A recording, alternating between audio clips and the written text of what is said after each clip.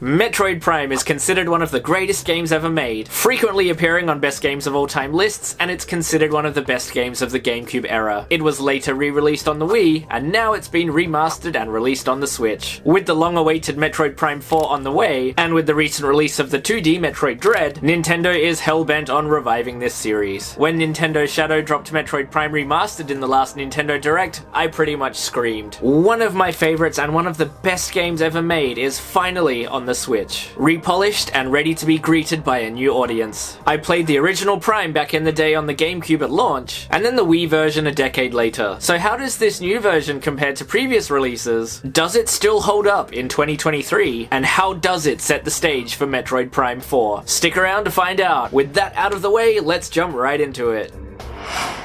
Investigating a distress call in deep space, Samus intercepts the space pirates on Talon 4, who have discovered a new mutagenic substance, Phazon. Using Phazon to enhance themselves as well as the terrifying Metroid creatures, it's up to Samus to destroy their operation, while discovering the mystery of the ancient Chozo race, who perished once Phazon arrived via a meteor. And giving Samus personal stakes, the space pirates have revived Samus's nemesis Ridley, who has been reborn and cybernetically enhanced into a new powerful form, Meta Ridley. While taking place in a first-person view and using a gun, this is not a typical first-person shooter. The Japanese marketing for it calls it an FPA, first-person adventure, and that's a perfect way to describe it. While you do have to shoot enemies, the joy of this game comes from exploration. To progress, Samus has to track down bosses to get item upgrades. After getting an upgrade, Samus will have to go back the way she came and open up new paths with her new upgrade. It's a Metroidvania in 3D, a style of game which, as far as I know, has never been done outside of the Metroid Prime trilogy. While all the backtracking is commonly considered a gripe by players, for me, this is the series' core source of joy. Going through an area for the first time, you'll be holding your breath, praying that you make it to the next save point. After getting a new power-up and backtracking through an area, Samus can annihilate enemies that were once hard, giving you the player an amazing sense of progression and accomplishment. Similarly, Talon 4 feels like a giant labyrinth you are suddenly thrown into, and after a few hours of play, you start to memorize your way around and become familiar with the lay of the land. It's a style of gameplay you might see in open world games, and applied to the claustrophobic Metroidvania setting, it's a fun formula that feels entirely unique to Metroid. As a result, this game has a very steep learning curve, with only very basic hints on where to go and what to do. This can put a lot of people off, and frustrated 12-year-old me to the point of giving up. There's no assistant character with their voice in your ear the whole time going, "Samus, go over there! Samus, shoot that thing! Oh no, Samus, you're running out of health!" Like a lot of more modern games.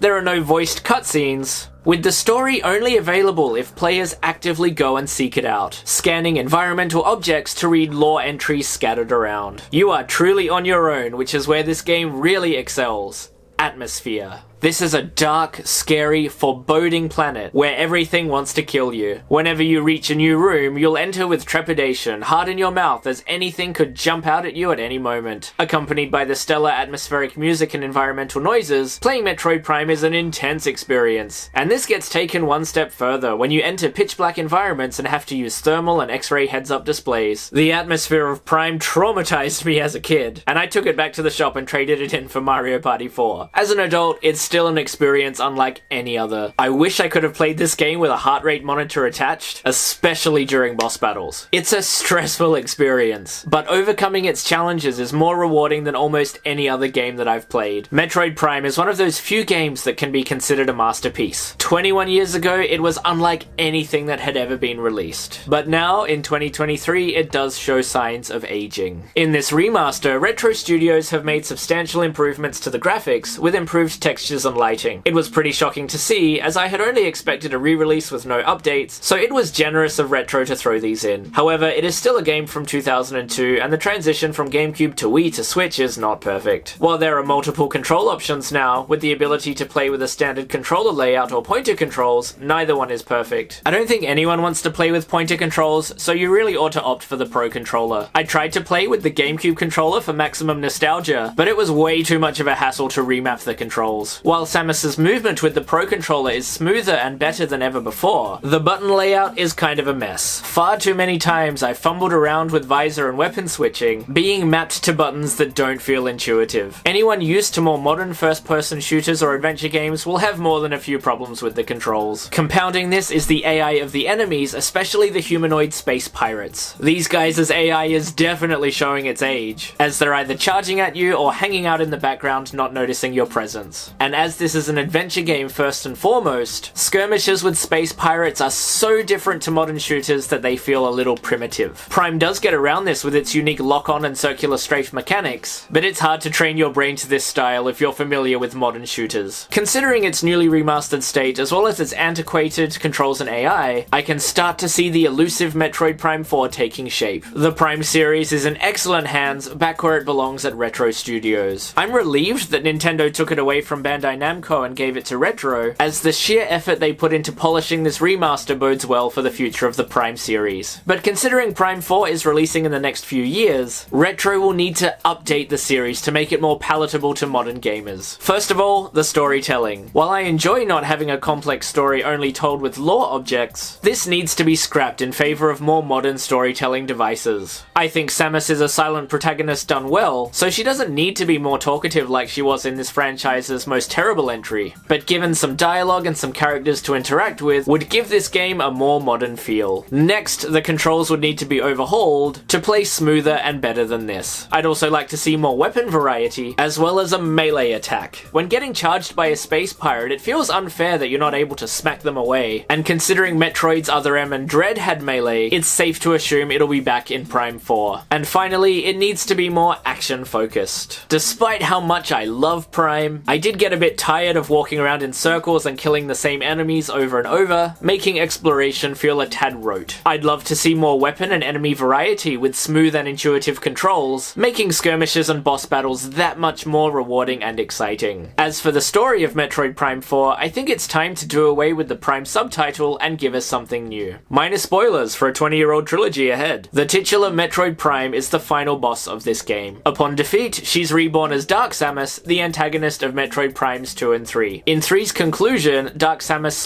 / Metroid Prime is defeated, and the Phase-On storyline is definitively resolved. There is no Metroid Prime anymore to justify the title Metroid Prime. I understand Nintendo and Retro wanting to keep the branding because of the Prime series legacy and how it differentiates itself from the 2D series, but I would prefer 4 start a brand new storyline with a new title to match. Let's call it Ultra Metroid or something like that. As for what the story would involve, I would prefer it take place post-Dread and actually show Samus's long-teased confrontation with Psylux. And in terms of style, if you get the good ending in this game, you see Samus's face, they've completely redone it. She looks far more realistic than ever before, a far cry from her anime face at the end of Metroid Prime 3. It's safe to assume whatever form Metroid Prime 4 takes, it will use this more realistic looking Samus. And this Metroid superfan cannot wait to see it. To tie a bow on this, Metroid Prime Remastered is the definitive edition of a timeless masterpiece. Whether you're revisiting it or playing it for the first time, it's well worth picking up. Anyone interested in game design absolutely must play this, as even 20 years later there's a lot aspiring designers or reviewers can learn from it. While Metroid Prime 4 is still a ways off, this is the perfect game to tide you over.